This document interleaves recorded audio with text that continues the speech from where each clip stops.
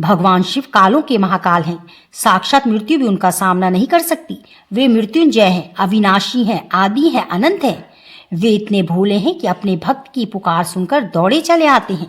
भगवान शिव के एक परम भक्त थे जिनका नाम था श्वेत मुनि। श्वेत मुनि पर्वत पर एकांत में अपने आराध्य का ध्यान करते और उनकी पूजा करते थे। वे कहते थे कि मृत्यु उनका क्या कर सकती है। उनके आश्रम में शांति और आत्मविश्वास की पवित्रता झलकती थी। श्वेत मुनि अपने जीवन काल के अंतिम पड़ाव पर थे। वे मृत्यु से निडर होकर रुद्र अध्याय का पाठ कर रहे थे। उनके जीवन का अंतिम श्वास चल रहा था। अचानक वे चौंक पड़े।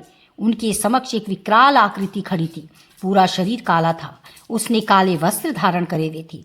श्वेत मुनि ने अपने आश्रम के शिवलिंग को करुणामय होकर देखा और ओम नमः शिवाय मंत्र का उच्चारण किया। उन्होंने शिवलिंग को स्पर्श किया और उस विकराल आकृति से पूछा, तुमने इस पवित्र आश्रम को अपवित्र करने की हिम्मत कैसे की? इस आश्रम को तो भगवान शिव की कृपा से अभय का आशीष प्राप्त है। और उन्होंने दोबारा शिवलिंग को स्पर्श किया।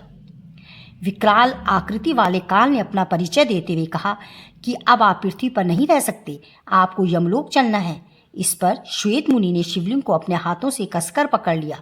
कहा कि तुमने शिव भक्त को चुनौती दी है। क्या तुम्हें नहीं पता कि भगवान शिव तो स्वयं ही काल के काल हैं, महाकाल हैं। इस पर काल ने कहा कि शिवलिंग शक्ति विहीन है, निश्चेतन है। पत्थर में महादेव की कल्पना एक भूल है। काल ने श्वेत मुनि को पाश में बांध लिया। मुनि ने कहा, ये तुम्हारी भूल है। महादेव तो कण कण में व्याप्त हैं। विश्वास के साथ उनका आह्वान करने पर वे अपने भक्त की रक्षा करने आते हैं। तभी भगवान शिव माता पार्वती के साथ वहां प्रकट हो गए।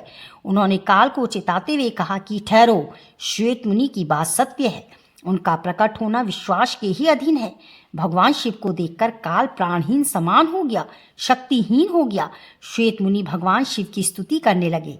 महादेव ने कहा कि आपकी लिंग उपासना धन्य है, विश्वास की विजय होती है। नंदी के निवेदन करने पर महाकाल शिव ने काल को प्राण दान दे दिया और वे वहां से अंतर्धान हो गए।